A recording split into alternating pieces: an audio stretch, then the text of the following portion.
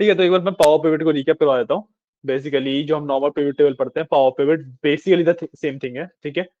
उससे भी हम पिवट टेबल्स ही बनाते हैं, but the only difference is कि जो हम नॉर्मल पिवट टेबल बनाते हैं उसके अंदर हम एक सिंगल टेबल से या सिंगल सोर्स ऑफ डेटा से उसकी बेशक से हम फील्ड ले सकते हैं, कॉलम्स ले सकते हैं, बट वो ना एक सिंगल टेबल या सिंगल डेटा सोर्स ही होगा, राइट। पावर पिवट में हम क्या कर सकते हैं, हम ना मल्टीपल डेटा सोर्सेज को इंटीग्रेट कर सकते हैं, ठीक है।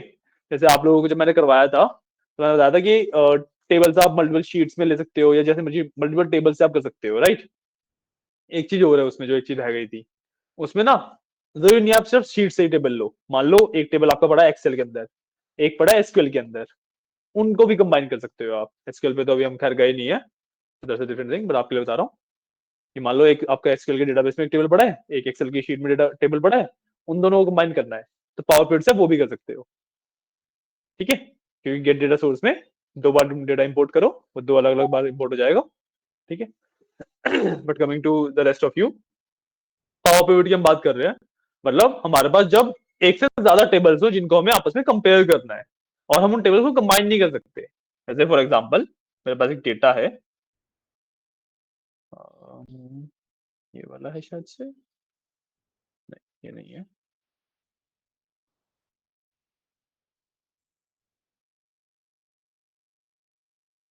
ये होना चाहिए, हाँ। जैसे मेरे पास है कि ये वाला डेटा है, ठीक है। इसके अंदर जो ये डेटा है, ये तो आपका सिंपल भाई सुपर स्टोर वाला डेटा है जो आपके पास है भी ऑलरेडी, इस पर वर्क कर रहे थे।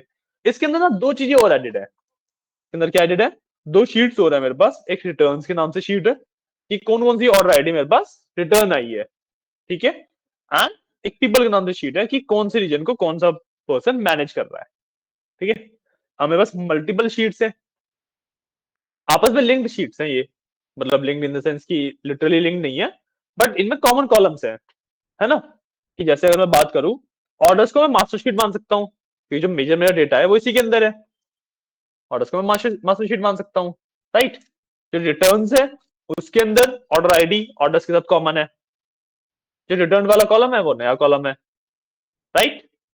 एंड जो पीपल वाला टेबल है इसके अंदर रीजन मेरा कॉमन है, बट जो पर्सन वाला टेबल है वो मेरा नया टेबल है, कॉलम है सॉरी, राइट। इनको अब मैं इंपोर्ट करना है मेरे को, लेट से इन सबको आपस में कंपेयर करके देखना है मेरे को, राइट। गेट बंद कर लो ये वाला, वो पता नहीं क्या करेंगे वहां पे, ठीक है, क्लियर है। अब इनके बीच में कुछ रिलेशनशिप्स होंगे, राइट। रिलेशनशिप्स में बताऊं तो हमारे पास चार तरीके के रिलेशनशिप होते हैं, हमारे पास चार तरीके के मेन रिलेशनशिप्स होते हैं, ठीक है। अब वहां पे देखोगे भी तो, अच्छा नहीं तो ज्वाइंस है ये, नहीं छोड़ो। तो हमारे पास चार तरीके के मेजर रिलेशनशिप्स होते हैं, ठीक है। One to one, one to many, many to one और मैनी टू मैनी, ठीक है। मान लो मैं ऑर्डर्स और रिटर्न्स वाले टेबल की बात कर रहा हूं, ठीक है। तो जो ऑर्डर्स वाले टेबल में मेरी एक ऑर्डर आईडी होगी वो एक ही बार रिटर्न आ सकती है, तो मतलब जो ऑर्डर आईडी होगी वो ऑर्डर्स वाले टेबल में भी एक ही बार होगी, रिटर्न्स वाले टेबल में भी एक ही बार होगी, राइट। कौन सा रिलेशन हुआ, वन टू वन, बिल्कुल, क्योंकि दोनों में एक एक बार एग्जिस्ट कर रही है। बट वहीं पे अगर मैं बात करूं वहीं पे अगर मैं बात करूं मेरे ऑर्डर्स और पीपल वाले टेबल की, ठीक है, तो रीजन वाला कॉलम जो है वो कॉमन है, और जो रीजन वाला कॉलम है वो पीपल वाले में तो एक एक एंट्री है उसकी, हर एक रीजन की, बट ऑर्डर्स वाले में बहुत सारी एंट्रीज होंगी उनकी, तो कौन सा हो गया रिलेशनशिप, मैनी टू वन। हम ऑर्डर्स को मास्टर टेबल मान रहे हैं ना, तो it is many to one, ठीक है। अगर मान लो पीपल को मास्टर टेबल मान रहे होते तो it will be one to many, ठीक है।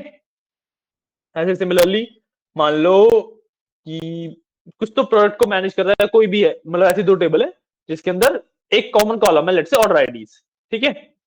अब वो ऑर्डर आईडी मतलब ऑर्डर्स में भी मल्टीपल टाइम्स एग्जिस्ट कर सकती है एक ऑर्डर आईडी, और किसी और टेबल में मल्टीपल टाइम एग्जिस्ट कर रही है एक ऑर्डर आईडी।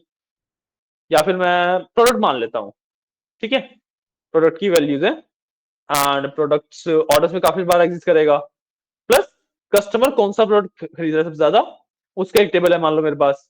अब उसमें भी सिंगल प्रोडक्ट मल्टीपल कस्टमर्स खरीद सकते हैं, तो वो भी मल्टीपल टाइम एग्जिस्ट करेगा। तो ये हमारे पास मैनी टू मैनी हो जाता है कि मतलब पहले टेबल में भी मल्टीपल मल्टीपल टाइम्स एग्जिस्ट कर रही हो एंट्री, एंड सेकंड टेबल में मल्टीपल टाइम्स एग्जिस्ट कर रही हो एंट्री, राइट। तो बस मैनी टू मैनी हो जाता है।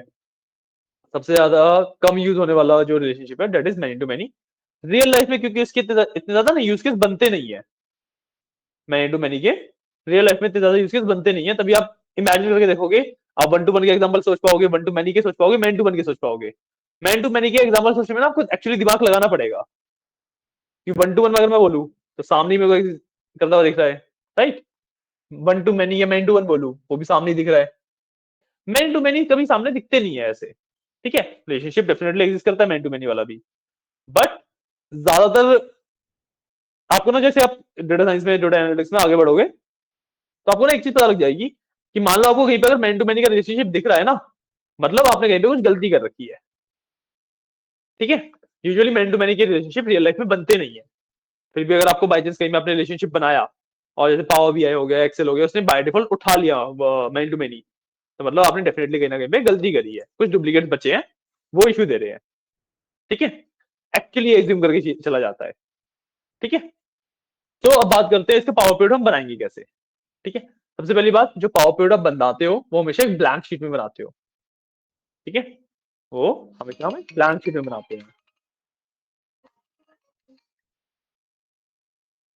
सेकेंड, हाँ, वो हमेशा हमें ब्लैंक शीट में बनाते हैं। क्यों? क्योंकि अगर हम एक प्रीवियसली बिल्ड शीट में एक पावर पिवट बनाने का ट्राई करते हैं, तो पावर पिवट ना जो ऑलरेडी प्रेजेंट डेटा है उसको ही फेच करने का ट्राई करता है, ठीक है। अब जो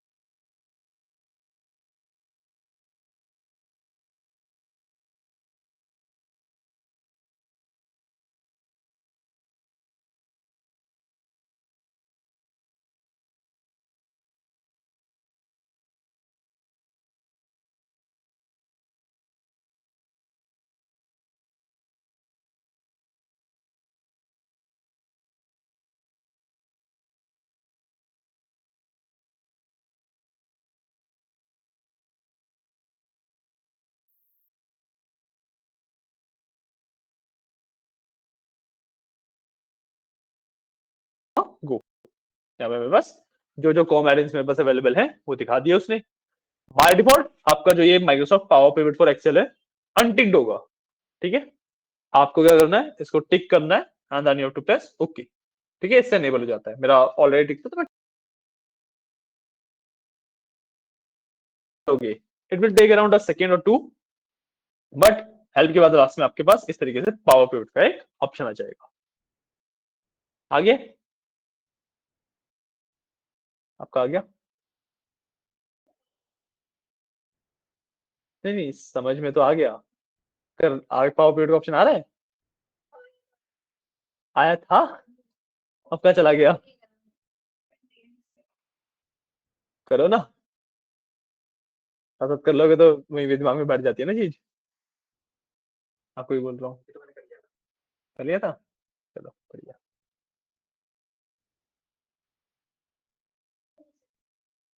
कोई बात नहीं, कर लो,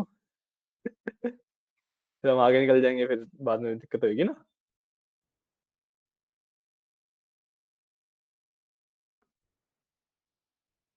वैसे हमारे पास एक्सेल में सिर्फ 3 ही टॉपिक बचे हुए हैं, इसके बाद पावर पिवट के बाद हमारे कुछ एडवांस एक्सेल फॉर्मुलाज बचे हैं, डैशबोर्डिंग बची है एंड वीबीएस बचे हैं।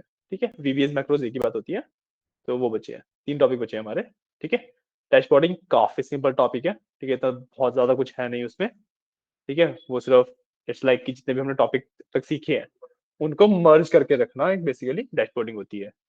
ठीक है, उसके बाद जो वीबीएस है, वीबीएस इज बेसिकली जो भी काम आप जीयूआई के थ्रू कर रहे हो उसको आप वीबीएस एक्सेल की कोडिंग लैंग्वेज। ठीक है, तो जो भी काम आप जीयूआई के थ्रू कर रहे हो, यहाँ पे क्लिक करके वहां पे क्लिक करके जो भी आप क्रिएट कर रहे हो उन सबका आप कोड लिख सकते हो बेसिकली।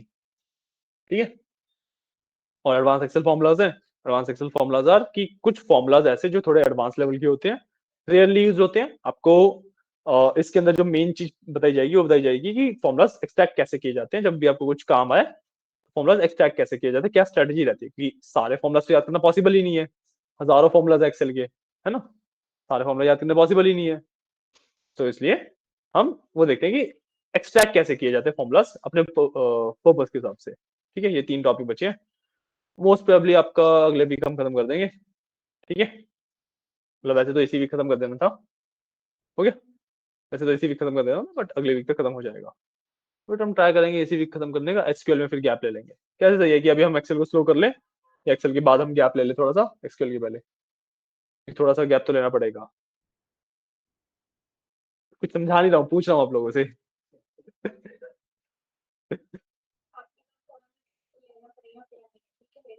अरे तो वही तो मैंने 2 ऑप्शन दिए ना, या तो हम एक्सेल को स्लो डाउन कर दें या फिर हम एक्सेल कंप्लीट कर लेते हैं, एसक्यूएल स्टार्ट करने से पहले थोड़ा सा गैप ले लेंगे। नहीं, क्लास लेंगे, बट वही ज्यादातर असाइनमेंट्स वगैरह इन प्रैक्टिस वगैरह करेंगे उस टाइम पे।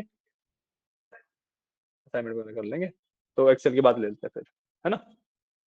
ठीक है। हाँ, तुम आओगे नहीं फिर उन क्लासेस में, है?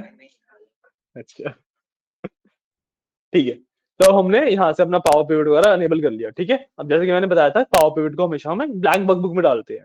ओके, तो I will go to file and यहाँ से एक ब्लैंक वर्कबुक ओपन कर लेता हूँ मैं सिंपली। मैंने यहाँ से एक ब्लैंक वर्कबुक ओपन कर ली है। ठीक है, अब इसके अंदर भी क्योंकि मैं कहीं पे भी अनेबल कर दूंगा पावर पिवट का ऑप्शन, तो वो हर एक बार ही आएगा। ऐसा नहीं है कि आपको बार बार अनेबल करना पड़ता है, एक बार आप अनेबल करोगे वो बार बार आ जाता है, मतलब हर जगह पे दिख जाएगा। ठीक है, अब पावर पिवट के ऑप्शन के अंदर चलते हैं एक बार। ठीक है, इसके अंदर ना जो हमारी मेन चीजें होती हैं वो सिर्फ मैनेज का है, जो सबसे पहले आ रहा है ना मैनेज, वही हमारा मेन पार्ट है। उसके बाद तो हमारे पास जो बाकी ऑप्शन है वो इतने ज्यादा इंपॉर्टेंट ऑप्शन है नहीं।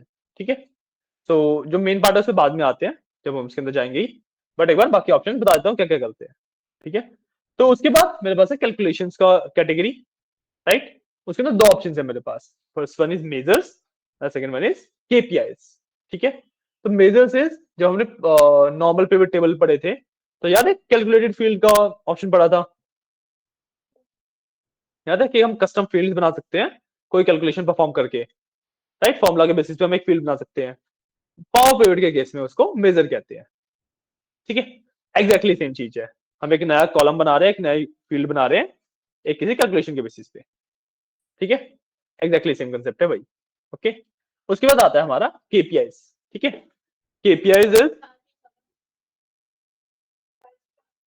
तो हम पावर पिवट रिपीट कर रहे हैं ना, और आपने पावर पिवट की क्लास, अच्छा आपने ली थी शायद से एक पावर पिवट क्लास ना, आपने ली थी ऑनलाइन, देख था, रिपीट कर रहे हैं एक बार इसलिए पावर पिवट का कंसेप्ट ना। ठीक है, केपीआईज की इंफॉर्मेशन होती है, मतलब बोलते हैं की इंफॉर्मेशन है, इसकी जो फुल फॉर्म होती है वो की practical information something like that होती है। बेसिक मतलब क्या है कि आप ना नंबर्स देख रहे हो डायरेक्टली। ठीक है, प्लॉटिंग वगैरह कुछ नहीं कर रहे आप सिंपली नंबर्स देख रहे हो। मतलब ये कैसे कि मेरी अब तक टोटल सेल कितनी हो गई है, मैं टोटल प्रॉफिट कितना बना चुका हूँ, मेरा टोटल कस्टमर बेस कितना है। ठीक है, जो भी नंबर्स वाले पैरामीटर्स है, जैसे आप अगर किसी भी डैशबोर्ड को देखो, राइट?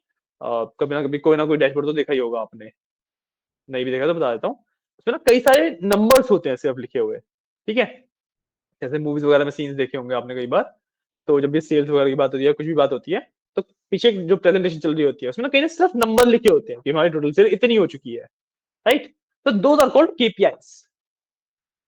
ठीक है, तो ये केपीआई बनाने का ऑप्शन है। ठीक है, अब है ऐड टू डेटा मॉडल, मतलब कोई डेटा है आपका, उसको आपको मॉडल में ऐड करना है। ठीक है, मान लो आपने पावर पॉइंट बना लिया एक बार, उसके आपने किसी नई शीट पे कोई नया टेबल बनाया। ठीक है, उस पर आप जाके उसको सिलेक्ट करके ऐड टू डेटा मॉडल करोगे, तो वो भी आपका पावर पिवट का एक पार्ट बन जाएगा। ठीक है, देन वन इज डिटेक्ट, कि अब जो रिलेशनशिप हम बिल्ड करते हैं, मैं बताते ना वन टू मैनी वाले, वो ऑटोमेटिकली डिटेक्ट कर लेगा ये। ठीक है, उसके लिए हम डिटेक्ट यूज करते हैं। और लास्ट वन इज सेटिंग्स, इसमें आप टेबल के नाम वगैरह थोड़ा बहुत चेंज कर सकते हो, बहुत ज्यादा कुछ इसमें भी नहीं होता है। आप सेटिंग्स खोल के भी देखोगे। हाँ, इसके अंदर सिर्फ आपका तो टेबल के नाम वगैरह होते हैं, डिस्क्रिप्शन होता है, और बाकी आपका थोड़ा ट्रबल शूटिंग वगैरह वाला पार्ट होता है, कैटेगराइजेशन है। हाँ, कुछ भी नहीं है यहाँ पे, मतलब इसकी बहुत रेयरली क्या हमें यूज पड़ेगा ही नहीं इसका। ठीक है, इट्स लाइक कि मान लो कभी आपकी कोई इशू आ गया और आपको माइक्रोसॉफ्ट के सपोर्ट को बात करनी पड़ रही है, तो वो वाला पार्ट है थोड़ा सा। ठीक है, तो हमें सेटिंग्स की नीड कभी पड़ती ही नहीं है। ओके, अब आते हैं अपने मेन पार्ट पे, जिस विच इज कॉल्ड मैनेज। ठीक है, मैं मैनेज यहाँ से ओपन करता हूँ, इसका पूरा एक पैनल अलग से खुल जाता है। ठीक है, this is called power PV management होता है ये। एंड इसके अंदर बाय डिफॉल्ट कुछ भी आपको दिखेगा नहीं, इस तरीके से आपकी सिर्फ एक विंडो खुल जाएगी। ठीक है, इसके अंदर सबसे पहले हमारे पास जो टैब है, ऊपर टैब रिबन टैब है, उसके अंदर तीन हमारे पास कैटेगरीज होती हैं, which are called home, design and advanced. सबसे टॉप रिबन टैब में ये तीन आपको मिल रहे होंगे। ठीक है, फाइल में तो वही है कि सेव वगैरह करने के ऑप्शन है बस। ठीक है, उसमें ज्यादा कुछ होता नहीं है। तो मेन हमारे हैं दो are called home, design and advanced. ठीक है, होम में आपका डेटा इंपोर्ट करने वगैरह वाले सारे ऑप्शंस होते हैं। ठीक है, उसको फिल्टरिंग करनी, सॉर्टिंग करनी है, उसके कुछ ऑप्शंस होते हैं। आपने जब डेटा पे वर्क कंप्लीट कर लिया है, तो आपका जो पावर पिवट में मतलब पिवट टेबल में बनाना है उसका, उसके ऑप्शंस होते हैं। ठीक है, उसके अलावा व्यू के ऑप्शंस होते हैं कि आपको आपके पैनल पे, आपके पावर पिवट वाले पैनल में क्या क्या दिखेगा। ठीक है, उसके ऑप्शंस होते हैं। अब उसके बाद आता है आपका डिजाइन। डिजाइन के अंदर मेनली आप रिलेशनशिप बिल्ड करते हो, हमारा मेन काम डिजाइन से वही रहता है। ठीक है, इससे हम रिलेशनशिप वगैरह बिल्ड करते हैं। ठीक है, उसके बाद अगर मैं पर कैटेगरी वाइज बताऊं, सबसे पहले आपके पास कॉलम्स का है, कि आप किसी कॉलम को फ्रीज कर सकते हो, उसको डिलीट कर सकते हो, उसकी विड्थ वगैरह चेंज कर सकते हो। लुक वाइज है ये सिर्फ। ठीक है, मतलब डिलीट नहीं, ऑब्वियसली लुक वाइज है। बट फ्रीज का मतलब कि जैसे आपने ऊपर वाले जो रो है उसके अंदर नाम वगैरह लिखे हुए हैं, आपने उसको फ्रीज कर दिया, तो आप जब स्क्रॉल करोगे वो वहीं पे रहेगा, इस तरीके से। ठीक है, वो रहता है। उसके बाद आपके पास कैलकुलेशंस है, आप कोई फंक्शन डाल सकते हो, या फिर आपके पास कैलकुलेशन के ऑप्शंस हैं। इसके अंदर आपके पास जो कैलकुलेशन है ऑटोमेटिकली कैलकुलेट करना है, मैन्युअली कैलकुलेट करना है, जो भी करना है। ठीक है, बिल्कुल भी यूजफुल ऑप्शंस नहीं है ये। ठीक है, उसके बाद जो आपके पास मेन यूजफुल पार्ट आता है, दैट इज कॉल्ड रिलेशनशिप्स। ठीक है, इसके अंदर आप अपने जो टेबल्स डाल रहे हो उसके बीच में रिलेशनशिप बनाते हो और मैनेज करते हो। ठीक है, उसके बाद you have table properties. Table properties के अंदर बेसिकली सिर्फ आपका नेम एंड उसका डिस्क्रिप्शन वगैरह आता है। ठीक है, आप डेटा को व्यू कर सकते हो, ये सब कर सकते हो, बहुत ज्यादा कुछ होता नहीं है। ठीक है, उसके बाद आता है आपका मार्कस डेट टेबल। ठीक है, कई बार जो हम डेटा एनालिसिस कर रहे होते हैं, कई बार क्या मैक्सिमम टाइम्स हम ना डेट टेबल डिजाइन करते हैं। एक्सेल में यूजुअली वो हम चीज करते नहीं है, और जैसे पावर बीआई की तरफ बढ़ोगे, या एसक्यूएल में भी नहीं, पावर बीआई वगैरह में जहाँ पे एक्चुअल इन डेप्थ हम एनालिसिस कर रहे होते हैं, वहां पर हम डेट टेबल को डिजाइन करते हैं। ठीक है, डेट टेबल क्या होता है,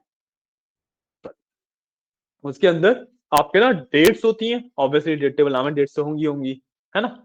उसके साथ साथ डेट्स के रिलेटेड जो भी इंफॉर्मेशन है वो होती है, यानी कि उस डेट पे ईयर कौन सा था, वो कौन से क्वार्टर की डेट है, कौन से मंथ की डेट है, उस दिन डे क्या था।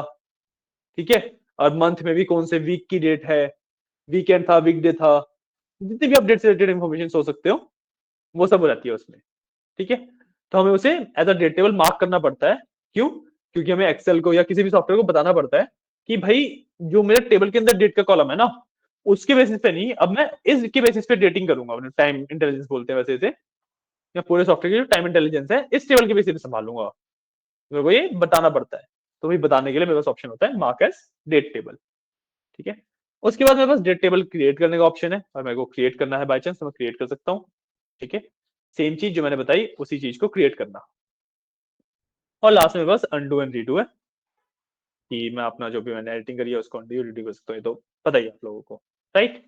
उसके बाद एडवांस ऑप्शंस आते हैं, बहुत रेयरली यूज होने वाले ऑप्शंस होते हैं ये। ठीक है, अब सबसे पहले आपके पास पर्सपेक्टिव्स आता है। ठीक है, पर्सपेक्टिव्स का मतलब कि जो डेटा को आप व्यू कर रहे हो वो किस तरीके से कर रहे हो।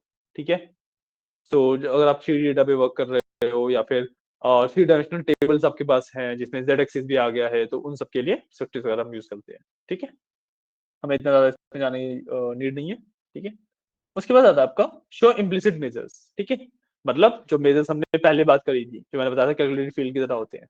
अब जो कैलकुलेटेड फील्ड है वो एक कॉलम है। तो पिवट टेबल में हम बात करें, अगर मैं सिंपली नॉर्मल पिवट टेबल्स के अंदर बात करूं, तो जो कैलकुलेटेड फील्ड होती है वो मेरा एक कॉलम होती है। तो मैं कैलकुलेटेड फील्ड क्रिएट कर रहा हूँ तो एक कॉलम क्रिएट कर रहा हूँ ना नया। पक्का समझ आ रहा है? ठीक है, जब मैं कैलकुलेटेड फील्ड क्रिएट कर रहा हूँ तो मतलब मैं एक नया कॉलम क्रिएट कर रहा हूँ। ठीक है, सो मैंने बताया कि पावर पिवट के केस में उसको मेजर कहते हैं। ठीक है, अब मान लो उसी सेम कंसेप्ट मैं एक ना रो क्रिएट कर रहा हूँ इंस्टेड ऑफ कॉलम। फॉर्मुलाज के बेसिस पे मैं एक ना नई रो क्रिएट कर रहा हूँ। मान लो मैंने ना जैसे डेटा था मेरे पास 100 लाइंस का, 100 रोज का डेटा था, वो 50 रोज और चाहिए। अब मैंने कुछ फिगर आउट कर लिया कि हाँ मान लो मीन के बेसिस पे या मीडियन के बेसिस पे किसी भी तरीके से मैं डेटा को अपने इंक्रीज कर सकता हूँ। ठीक है, तो वो जो मैं रोज क्रिएट करूंगा फॉर्मुला के through, that will be called known as implicit measures. ठीक है, उन्हीं को क्रिएट करने का ऑप्शन यहाँ पे बस आपका शो इम्प्लिसिट मेजर्स का आता है। ठीक है, उसके बाद यू हैव समराइज बाय। ठीक है, समराइज बाय का मतलब क्या है कि आपका कॉलम का सम कर देगा, एवरेज कर देगा, मैक्सिमम निकाल देगा, मिनिमम निकाल देगा, ये सारी जो बेसिक कैलकुलेशंस होती हैं उसके बेसिस पे समराइज कर देगा ये डेटा को। ठीक है, उसके बाद आपका आता है कि हाँ रिपोर्टिंग, कि आप रिपोर्ट कैसे करवाना चाहते हो उससे। हम जो रिपोर्टिंग है वो पिवट टेबल के थ्रू हैंडल करते हैं, पावर पिवट की जगह। ठीक है, क्योंकि हमारा पावर पिवट हम क्यों यूज कर रहे हैं, पावर पिवट हम सिर्फ इतने काम के लिए यूज करते हैं कि हमारे टेबल्स को ना मर्ज करके भाई हमें पिवट टेबल देते हैं। ठीक है, इतने ही काम के लिए यूज करते हैं।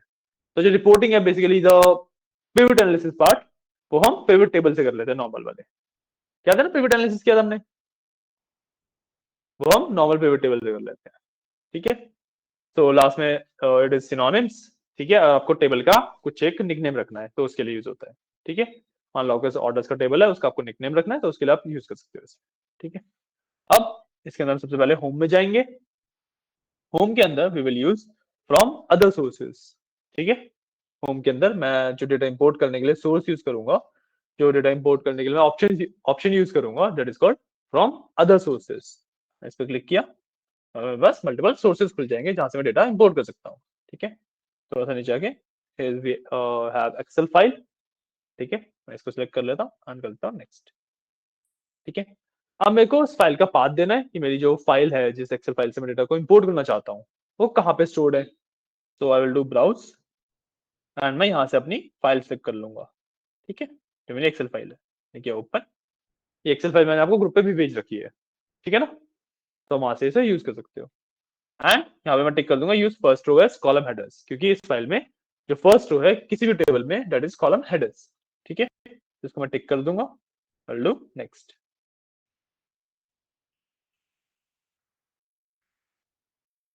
ये फाइल कहीं पे खुली हुई है, हमें इसे बंद करना पड़ेगा।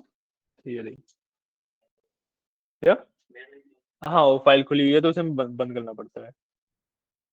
इसको भी बंद कर देते हैं। हाँ ठीक है, हमने बंद किया। अब मैं इसको दोबारा नेक्स्ट कर लेता हूँ एंड हो गया। ठीक है, अब मेरे को इसमें से सिलेक्ट करना है कौन कौन से टेबल मेरे को इंपोर्ट करने हैं, कौन कौन सी शीट्स मेरे को इंपोर्ट करनी है। अब हमारी फाइल के अंदर 3 शीट्स थी, यहाँ पे 4 दिख रही हैं। राइट, तो एक तो आपको समझ आ जाएगी कौन सी हमें एक्चुअली इंपोर्ट करनी है, ऑर्डर्स वाली करनी है, पीपल वाली करनी है और रिटर्न वाली करनी है। तो लास्ट वन है ना, वो बेसिकली हमारा मेटा डेटा है।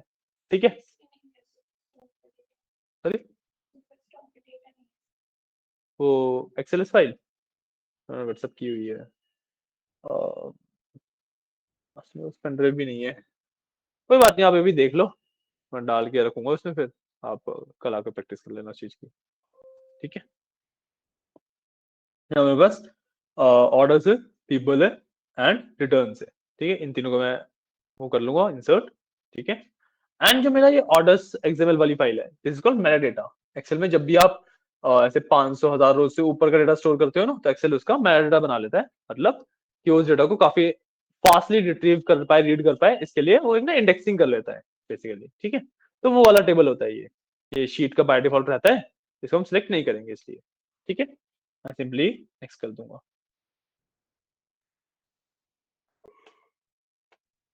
और जो मेरा डेटा है वो इंपोर्ट हो चुका है। ठीक है, तो मैं कर दूंगा क्लोज। अब क्लोज करने के बाद it will take a second और टू, बट इस तरीके से मेरे पास मेरा डेटा दिख जाएगा। ठीक है, ये मेरे को ऑर्डर्स का डेटा दिख रहा है, ये मेरे को पीपल का डेटा दिख रहा है, ये मेरे को रिटर्न्स का डेटा दिख रहा है।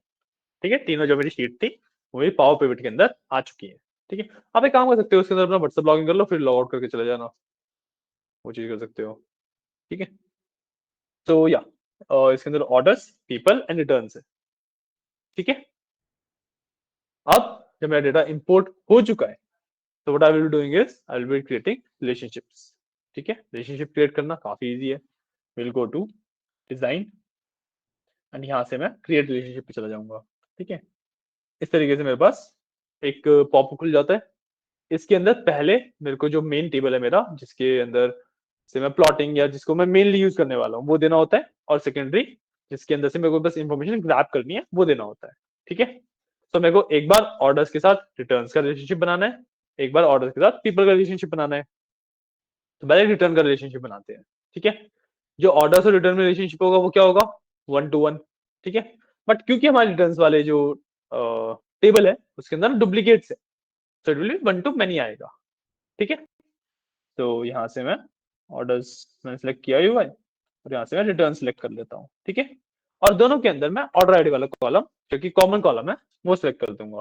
ठीक है, तो यहाँ पे भी ऑर्डर आईडी सेलेक्ट करी, और भी ऑर्डर आईडी सेलेक्ट करी, and we will do okay. क्या निकलना, यहाँ पे क्रिएट रिलेशनशिप पे जाके डिजाइन के अंदर क्रिएट रिलेशनशिप। ठीक है ना, यहाँ से अब मैं एक और रिलेशनशिप क्रिएट कर लूंगा। मैंने बताया 2 रिलेशनशिप क्रिएट करने हैं मेरे को, एक ऑर्डर्स और रिटर्न के बीच में, एक ऑर्डर्स और पीपल के बीच में। रिटर्न वाला मैंने कर लिया, अब मैं पीपल वाला कर लेता हूँ। मैं यहाँ से पीपल सेलेक्ट कर लूंगा इस बार। ठीक है, अब इसके अंदर मेरे को रीजन को कॉमन कॉलम लेना है, तो मैं नीचे भी रीजन सेलेक्ट किया, ऊपर भी मैं रीजन सेलेक्ट कर लूंगा। सॉरी, पहले वाले में ऑर्डर आईडी सेलेक्ट की थी रिटर्न, और उसके वाले केस में ना ऑर्डर आईडी सेलेक्ट करी थी कॉमन कॉलम, क्योंकि वही है। ठीक है, इसके अंदर मैंने दोनों में रीजन सेलेक्ट कर लिया। Again I will do okay. ठीक है, अब मेरे दोनों रिलेशनशिप बन चुके हैं। मैं यहाँ से मैन रिलेशनशिप में जाके इनको देख सकता हूँ। ठीक है, और जैसा कि मैंने बताया था, इसमें एक इशू रहेगा, ये दोनों हमारे मेन टू वन बने हैं, जबकि रिटर्न्स और ऑर्डर्स वाला 1 to 1 बनना था। क्यों, क्योंकि उसमें डुप्लीकेट्स थे। ठीक है, हमने डुप्लीकेट्स रिमूव नहीं किए थे, इसलिए वो मेन टू वन बन गया। बट अभी क्योंकि हम डेमो ही ले रहे हैं, इट्स जस्ट कि एसटी डाटा नहीं, हम एक्चुअल एनालिसिस नहीं कर रहे हैं अभी, तो इट वर्क्स। ठीक है, जब आप एक्चुअली अगर काम करोगे और आपको ये इशू दिखता है, तो आपको ये बंद करके पहले डेटा को क्लीन करना पड़ेगा, उसके बाद आप इससे वापस आएंगे। क्लियर है, आ रहा है समझ। ठीक है, इसको मैं क्लोज कर दूंगा। यहाँ से मेरा जो पावर पिवट वाले इसका बॉक्स का काम था हो चुका है। ठीक है, लास्ट जो स्टेप मैं करूंगा वो मैं करूंगा कि अब मेरे पास जो डेटा है वो लिंक्ड है, इंसर्टेड है, उसको मैं अपने मेन एक्सेल के अंदर लोड करूंगा in the form of pivot tables. ठीक है, तो मैं इसका एक पिवट टेबल बनाऊंगा। कैसे, होम में जाऊंगा, यहाँ से पिवट टेबल का मेरे पास ऑप्शन है। ठीक है, इस पे सिंपली क्लिक कर दूंगा। अब इसी वर्कशीट में मेरे को A1 में डालना है। ठीक है, तो मैंने वो सिलेक्ट कर लिया। आपको नई वर्कशीट में डाला है, नई वर्कशीट में डाल लो, एग्जिस्टिंग में डाला है, एग्जिस्टिंग में डाल लो, टोटली अप टू यू। ठीक है, बस मैं यहाँ पे कर दूंगा इसे ओके। और जैसे नॉर्मल मेरे पास पिवट टेबल आता है, उसी तरीके से मेरे पास पैनल खुल चुका है। बट द डिफरेंस इज कि यहाँ पे अब मेरे पास इस तरीके से मल्टीपल फील्ड्स आ रही हैं, मल्टीपल अलग अलग टेबल की फील्ड्स आ रही हैं, जो कि बाय डिफॉल्ट वाले पिवट टेबल में पॉसिबल नहीं है। ठीक है, आया समझ, क्लियर है। अब इसके आगे सेम वही आपका पिवट टेबल वाले कंसेप्ट आ जाते हैं, तो वो हमने कर ही रखे हैं। पावर पिवट का काम इतना सा है। क्लियर है, कर लो अभी से, और करके देख लो।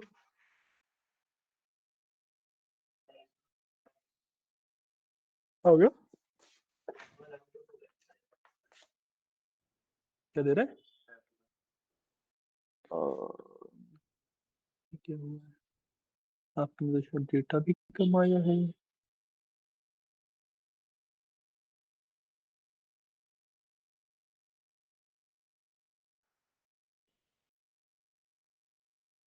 क्या हुआ है, बाकी में सही दिया इसने नहीं।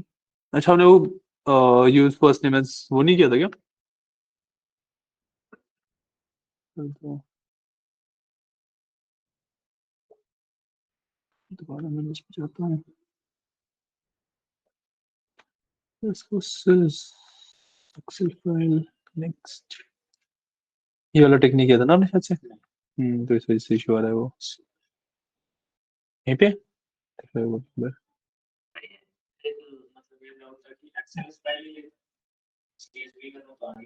नहीं, CSV नहीं लेगा वो, क्योंकि हम फ्रॉम एक्सेल नहीं कर रहे, तो एक्सेल फाइल लेगा ना। यूज फर्स्ट मेथड पे टिक करो, नेक्स्ट। अब ना इस पे टिक करो, ये नाम ना ऑर्डर्स और वो लेगा सारे, नहीं ये हटा दो।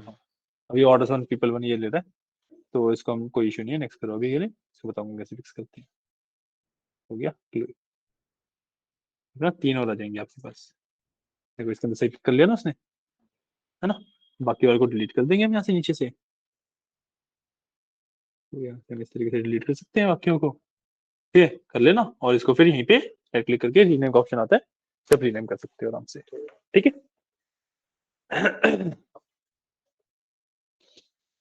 आप भी लैपटॉप ले लिया करो, मेरे से एक लैपटॉप पड़ा है, उस पर करके देख लिया करो। क्या? हाँ उसके में कर लो, मेरे पे कर लो। यहाँ पे करने में क्या दिक्कत है? यहाँ पे करने में मजा नहीं आता है? अरे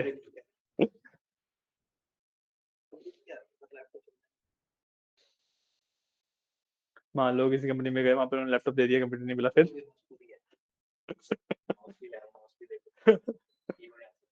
हाँ। ये टॉपिक आपका पावर पिवट का क्लियर है? किया आप लोगों ने? ज्योति, किया आपने या अभी? करो करो, कोई बात नहीं।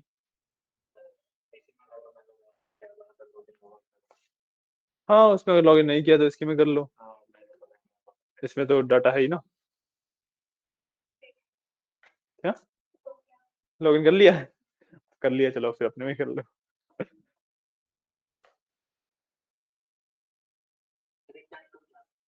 नहीं, 1 तारीख को छुट्टी है, एंजॉय करो छुट्टी, ठीक है साहब, तुम्हारी बात मान ली।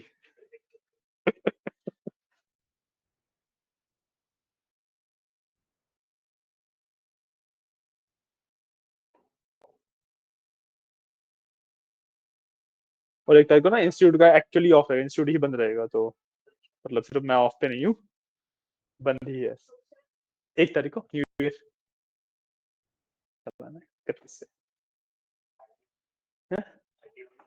पार्टी वार्टी हुई नहीं।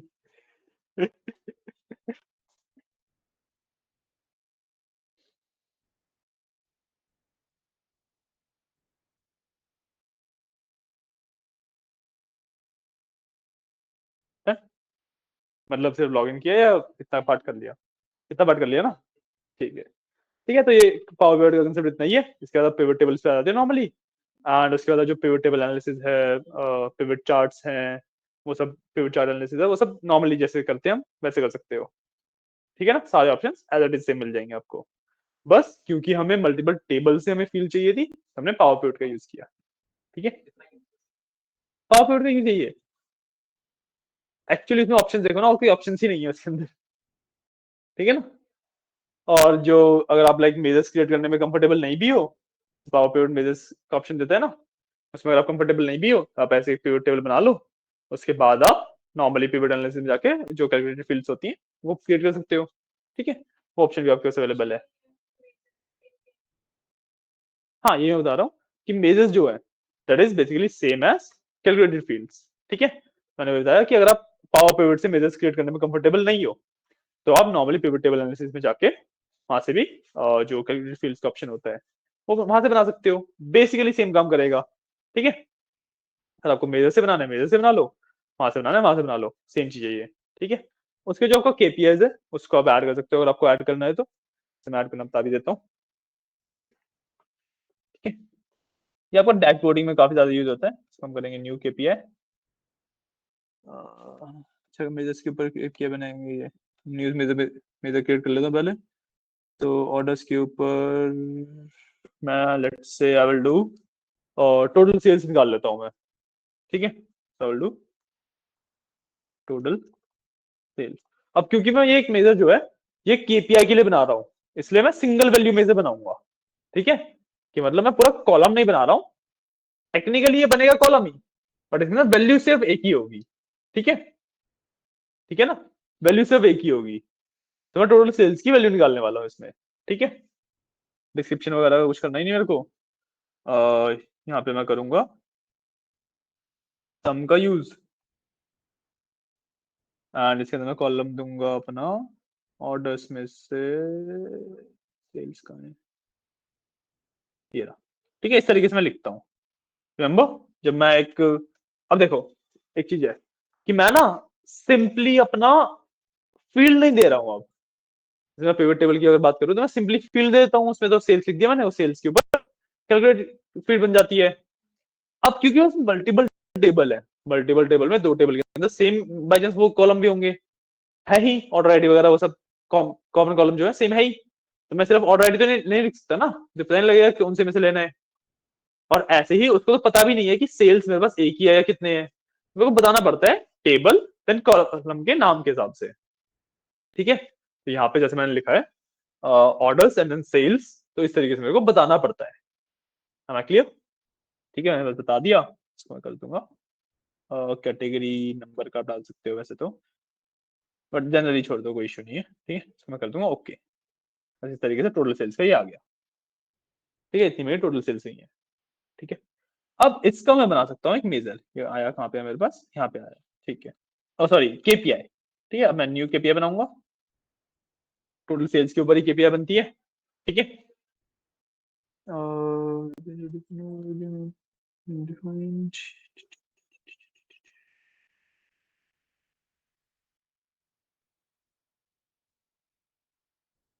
जैसे इसमें केपीएस का थोड़ा सा कंसेप्ट अलग है, और जैसे नॉर्मली केपीएस क्या होते हैं, जो ना सिंगल टाइल होती है। ठीक है, इसके अंदर उसको ना अलग अलग तरीके से रिप्रेजेंट किया गया है। ठीक है, वैल्यू को अलग अलग तरीके से रिप्रेजेंट किया गया है। ठीक है, तो फर्स्ट ऑफ ऑल तो केपीआई बेस्ड फील्ड, कि किस फील्ड के बेसिस पे मेरे केपीआई बन रही है, तो मैंने यहाँ पे डाल दिया टोटल सेल्स। ठीक है, अब इसके बीच में मेरे को नीचे दो ऑप्शन है कि define target value. Target value का क्या मतलब है कि अब मैं ना एक जो स्केल डिफाइन कर रहा हूँ बेसिकली, ठीक है, कि किस स्केल के बेसिस पे मेरा जो वैल्यूज है वो आएंगी।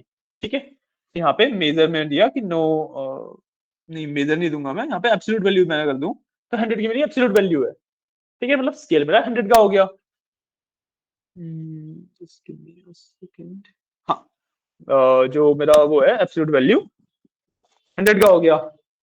ठीक है, इसको 100 नहीं करते लेट से,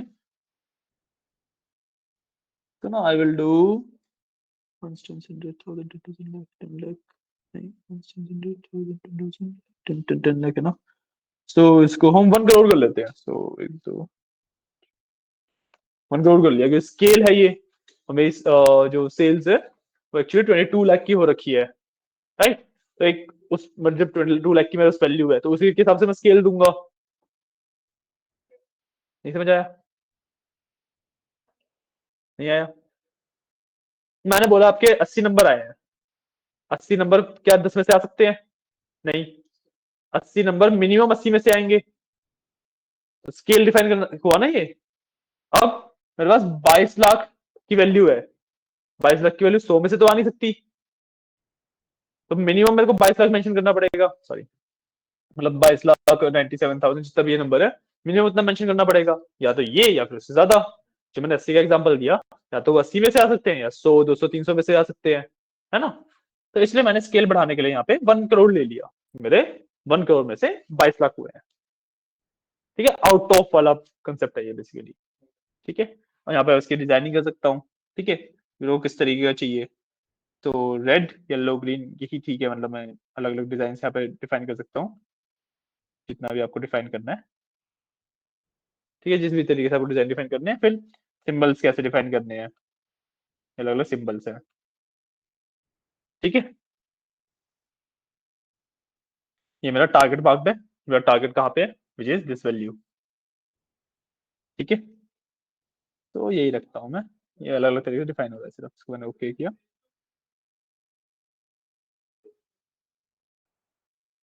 मिनट,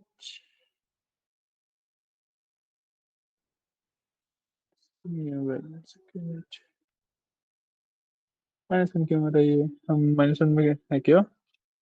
अच्छा ठीक है, तो इसने जब स्केल लिया तो इसने जो हमने 3 में डिफाइन किया था ना इसे, मैनेज KPI में जाऊँ, फिर एडिट करूँ, देखो यहाँ पे 3 है, हमारी वैल्यूज कहाँ पे है? रेड में, ठीक है, तो दिस इज -1 0 एंड 1, मतलब टारगेट के पास है 0 है -1 है, ठीक है, जैसे -1 दिखा दिया। अब लेट्स से मैंने इसका स्केल थोड़ा सा चेंज कर सकता हूँ, तो मैंने ये वाला डाल दिया, ज्यादा आ गए, ठीक है, इसको मैं ओके करूंगा। अभी भी हमारे पास -1 में ही है क्या हमारी वैल्यूज? अभी हमारी वैल्यूज शायद से -1 में ही आएंगी, देखते हैं। अब हमारी जाएगी 22 लाख, इधर कहीं पे आएगा अपना, है ना, तो ये क्वार्टर वाले में ही आएगा। तो मैंने उसी तरीके से दिखा रहा है, बस केपीआई वैल्यू बेसिकली ये अभी तक भी हमारा नेगेटिव में चल रहे हैं, अभी तक हम कम ही है, फिर टारगेट तक अचीव करने वाले होंगे तो इट विल बी 0 एंड 1, इस बेसिक्स के लिए जाता है, ठीक है। तो कह रहा हूँ कि ये वाली जो चीजें है ना, ये एक्सेल से कभी की नहीं जाती हैं, ठीक है, मेजर्स केपीआईज कभी नहीं की जाती एक्सेल से, ठीक है। अब एक्सेल से एक्चुअली नीड कहाँ पे पड़ती है? एक्सेल ना, एक्चुअली जो एक्सेल है वो अपना कंसेप्ट सिखा रहा है कि अभी जो डेटा एनालिटिक्स के, डेटा साइंस के जो कंसेप्ट है ना, वो आप एक्सेल पे सीख रहे हो, सिर्फ एक्सेल बेसिकली आपको प्रॉपर पैकेज देता है, इसमें विजुअलाइजेशन, इसके अंदर आपका मैनेजमेंट डेटा का सब कुछ होता है, ठीक है। बट एक्चुअली जब एज अ डेटा एनालिस्ट के भी वर्क करोगे ना, एक्सेल का काम बहुत कम होता है, ठीक है। एक्सेल का काम ज्यादा क्या होता है कि आपने फॉर्मुला वगैरह लगा के थोड़ा डेटा को सेट कर दिया बस, ठीक है, ये सब इतना ज्यादा डीप में कभी नहीं जाते हो आप, ठीक है। जो ये ज्यादातर काम होता है वो आपका एसक्यूएल एंड पावर बीआई पे होता है, ठीक है। तो इसलिए इसलिए एक्सेल को इतना ज्यादा नहीं छेड़ा जाता है, क्लियर है। बट पावर पीरियड का टॉपिक समझ आ गया है, ठीक है। हमारा जो नेक्स्ट 3 टॉपिक बचे हैं, that is called your Excel के advance formulas, your dashboarding and your VBA, macros and VBA, ठीक है। कहाँ पे? अच्छा मेजर में कुछ भी डालो, फर्क नहीं पड़ता, ये तुम्हारे लिए है कि बाद में तुम्हें याद रहे किस चीज का मेजर बनाया था तुमने, खाली भी छोड़ दोगे तब भी फर्क नहीं पड़ता।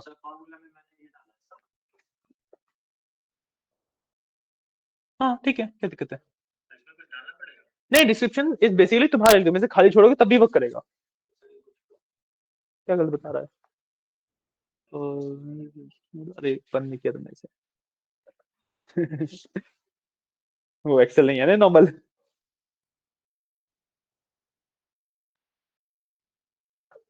ठीक है, तो ये क्लियर है? कोई डाउट्स वगैरह? एक्सेल काफी अच्छे से समझ आ रहा होगा अब तो, है ना, थोड़ा बहुत ही बचा एक्सेल का, उसके बाद फिर हम एसक्यूएल पे आएंगे, ओके क्लियर। चलो ठीक है, फिर आज की क्लास के लिए इतना ही रखते हैं। अब आपके पास जो नेक्स्ट टॉपिक रहेगा जो हम कल पढ़ेंगे, that will be your advance Excel formulas, और एडवांस एक्सेल फॉर्मूलाज में काफी सारे फॉर्मूलाज मैं बताऊंगा, और बाकी आपको बताया जाएगा कि फॉर्मूला एक्चुअली ढूंढा कैसे जाता है, ठीक है। काफी सिंपल सा कंसेप्ट है इसका, वो बता देंगे, ठीक है। फिर आपकी दो बचेंगे डैशबोर्डिंग, कल हम ट्राई करेंगे एडवांस फॉर्मुलाज के साथ साथ डैशबोर्डिंग भी खत्म कर लें, क्योंकि डैशबोर्डिंग में भी इतना ज्यादा कुछ है नहीं, वो सिर्फ बेसिकली डिजाइनिंग होती है डैशबोर्डिंग में, डिजाइन किस तरीके से किया जाता है ना। और जो एडवांस एक्सेल फॉर्मुलाज है उसमें कुछ फॉर्मुलाज मैं बताऊंगा, बाकी आपको ढूंढने सिखाऊंगा, उसमें भी इतना ज्यादा टाइम नहीं लगेगा, ठीक है। वीबीए विल टेक टाइम, तो उसके लिए 1 से 2 क्लास हमें रखनी पड़ेंगी, ठीक है ना। तो आज के लिए इतना ही है, फिर क्या कल हम करते हैं। हम्म। मतलब मशीन लर्निंग में तो इतनी सच सच ग्राफिक कार्ड की नीड नहीं होती हमें।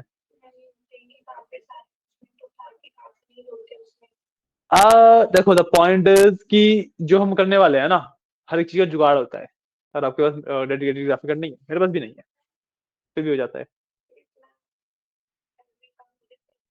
और डेडिकेटेड ग्राफिक कार्ड से फास्ट करवा दूंगा, जिसके लैपटॉप में डेडिकेटेड ग्राफिक कार्ड है ना, उससे भी तेज करवा दूंगा। दिखा दो, कोई इशू नहीं है, क्लास हम यहीं पे एंड कर रहे हैं, ठीक है ना।